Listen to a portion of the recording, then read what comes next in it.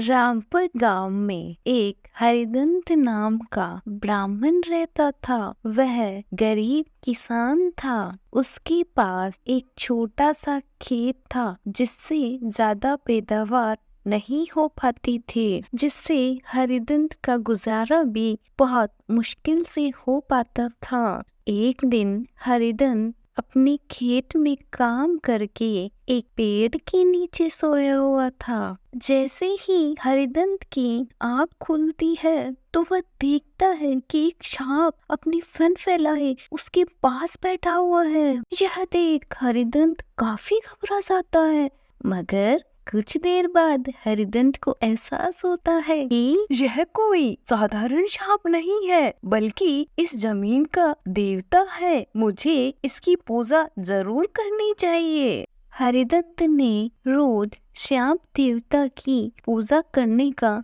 निर्णय किया। वह अपने घर जाकर सांप देवता के लिए दूध लाता है। हे देव, मैंने आपको साधारण सांप समझा, कृपया आप मुझे क्षमा करें और आपका आशीर्वाद प्रदान करके धन संपत्ति दे। ऐसा कह के हरिदंत वापस अपने घर को लौट जाता है। अगली सुबह जब वह खेत पहुंचता है तो देखता है कि जिस बर्तन में उसने सांप को दूध रखा था, उस बर्तन में एक सोने का सिक्का रखा हुआ है। यह देख हरिदंत घबरा जाता है। वह सोने का सिक्का उठा के रोज सांप देवता की पूजा करने का निर्णय करता है। हरिदंत रोज सांप देवता को दूध पिलाता और उसे रोज एक सोने का सिक्का मिलता।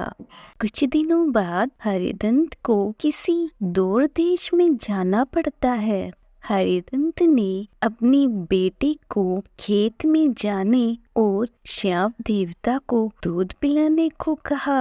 हरिदंत का बेटा राजू भी अपने पिता के निर्देशों का पालन करता।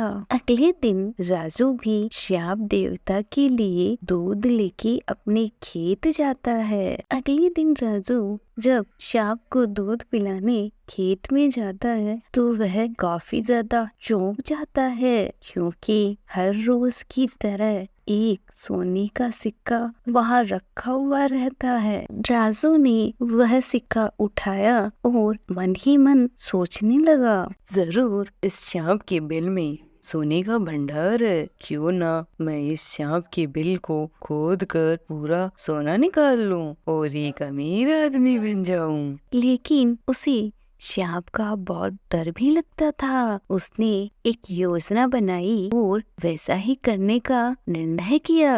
अगले दिन जब वह अपनी योजना के अनुसार सांप के लिए दूध लेकर जाता है और सांप को दूध रख देता है, जैसे ही सांप दूध पीने के लिए मिट्टी के बर्तन के पास आता है, वैसे ही राजू लाठी से सांप के सर पे वार करता है। तो सांप तो मरता नहीं है, बल्कि गुस्से से भर उठता है और राजू के पैर को डस लेता है। राजू की उसी समय मृत्यु हो जाती है। बच्चों, हमें इस कहानी से यह सीख मिलती है कि लालच करना बुरी बला है, इसलिए हमारे पास जो है हमें उसी में संतुष्ट रहना चाहिए।